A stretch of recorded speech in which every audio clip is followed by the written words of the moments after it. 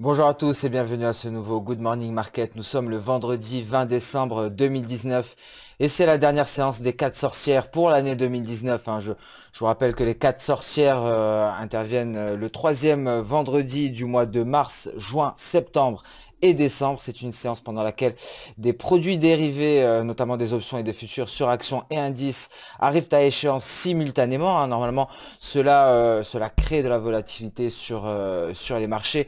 Après, aujourd'hui, nous sommes à quelques jours de Noël. La volatilité pourrait ne pas être au rendez-vous comme les précédentes séances des 4 sorcières, mais ça pourrait tout de même rapporter quelques mouvements erratiques sur les marchés. Alors, à noter que les indices américains poursuivent sur leur sommet. Bien entendu, ce sont des déclarations qui sont venues nourrir à nouveau l'optimisme, des déclarations concernant le conflit commercial, donc notamment lors d'une interview sur la CNBC du secrétaire d'État au Trésor qui a annoncé que la signature de la phase 1 de l'accord commercial entre la Chine et les États-Unis interviendrait pendant le mois de janvier. Alors à présent, les opérateurs attendent la date officielle et bien entendu les détails de cette première phase d'un accord commercial entre la Chine et les États-Unis. Alors l'Europe également parvient à se maintenir sur ces sommets. Par contre, au Japon, nous avons assisté à une prise de bénéfices. Alors nous allons passer sans plus tarder sur le calendrier économique du jour. Donc aujourd'hui, nous avons d'ores et déjà pris connaissance du PIB au Royaume-Uni et à la nomination du nouveau gouverneur de la BOE. À 13 heures, nous prendrons connaissance du bulletin trimestriel de la BOE, donc la Banque centrale au Royaume-Uni. 14h30, une donnée qui nous provient du Canada, les ventes de détail. Et à la même heure, le PIB aux États-Unis, les dépenses de consommation personnelle de base, le déflateur du PIB et le sentiment du consommateur de l'University of Michigan.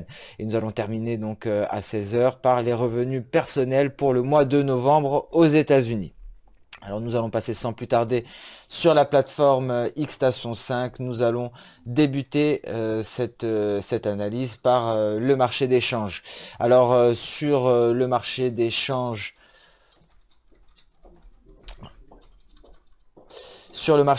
donc l'euro-dollar qui se maintient, qui baisse en dessous du niveau des 1,1130 et donc lors des prochaines séances pourrait rallier ici sa Kijun en palier. Alors pas aujourd'hui, très certainement, on ne s'attend pas à beaucoup de mouvements sur la paire euro-dollar, mais à noter qu'aujourd'hui sera le jour de la clôture, c'est donc la clôture hebdomadaire, et finalement l'euro-dollar s'est bien placé en dessous de cette Kijun en palier, donc les 1,1146 environ.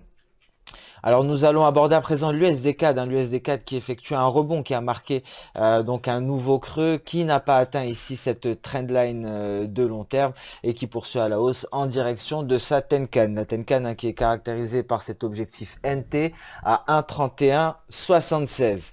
Nous allons passer à présent sur le marché action et nous allons débuter par le DAX, le DAX qui est relativement stable. Il y a eu et qui est toujours qui évolue toujours à l'intérieur de cette figure chartiste, donc de ce porte-voix.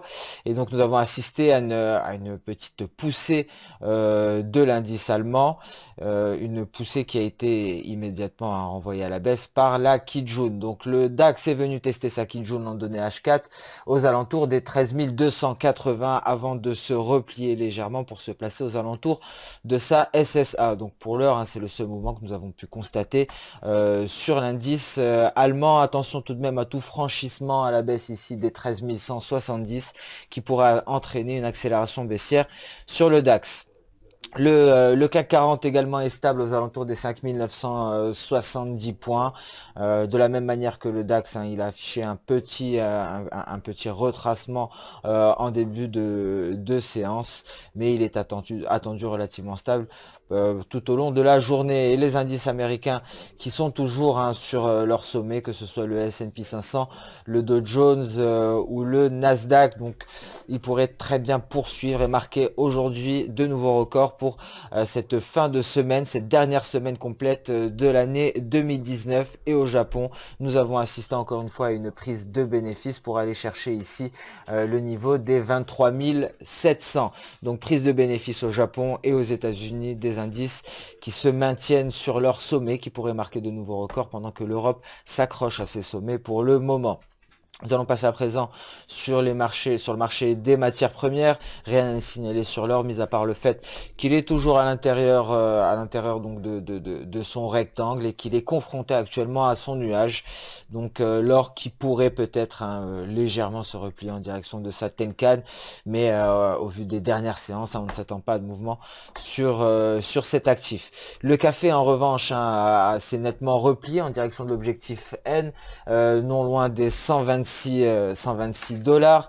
Donc à présent, rebond du café qui devrait progresser à la hausse en direction des 132 dollars. Donc à noter ici, suite au repli, ce repli qui s'explique effectivement par une divergence de RSI. Ici, nous pouvons le constater sur le café, un RSI qui diverge pendant que les cours du café effectuent un nouveau sommet. Le RSI, lui, n'est pas parvenu à le faire, donc divergence de RSI qui s'est traduit par un repli en direction de N, non loin des 126. Et aujourd'hui, c'est le rebond en direction des 132, prochain objectif. Et si les 132 sont franchis, on pourrait donc très bien rallier sur le plus long terme, très certainement, les 146 dollars. 146 dollars, c'est un objectif qui est issu du graphique hebdomadaire sur le café, donc ça correspond à une extension de palier de SSB en hebdomadaire.